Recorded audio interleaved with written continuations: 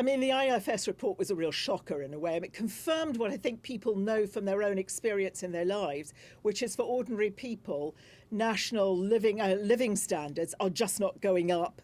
That's more than at a sort of small crawl. And I think the harsh part about it is their work that says even under the most optimistic scenarios, that really doesn't improve. And we're going to see a just lower improvement than living standards than we have in a generation. And it underscores that the worst part of that is falling on ordinary families, working families with children. Older people are doing significantly better, and this intergenerational gap is just widening. As you say, the average pensioner income is going to rise by more than twice the rate of that of working families during the next 5 years. Is it time to abandon the triple lock, which was, of course, a Lib Dem policy? Well, I think there's a lot you can do. For example, national insurance contributions. I have never understood why those stop when you reach pension age. And that would give you a significant slug of money that you could then use to try and help to remove some of these cuts in in-work benefits, which are part of the reason why so many working families are doing so badly. The same way I'd be very content to see the winter fuel allowance just be for poorer pensioners. So the same thing with the television licence. So there are quite a number of things you can do without tackling the issue, without putting at risk some of the benefits that come from the triple lock. I'd love to see the government do them. I have great fear that it won't.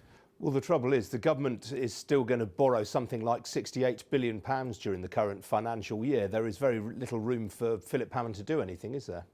Well, the real reason why Philip Hammond doesn't have much reason to do anything, quite frankly, is that he is facing the impact of Brexit. I mean, you know well enough that in the sort of before the turn of the year, we were seeing numbers that suggested a £100 billion black hole due to Brexit. Now, with the decision that we're going to be out of the single market, you're seeing many of the forecasters talking about £200 billion black hole. I mean, that's where the huge pressure is coming from, and it does leave him imprisoned.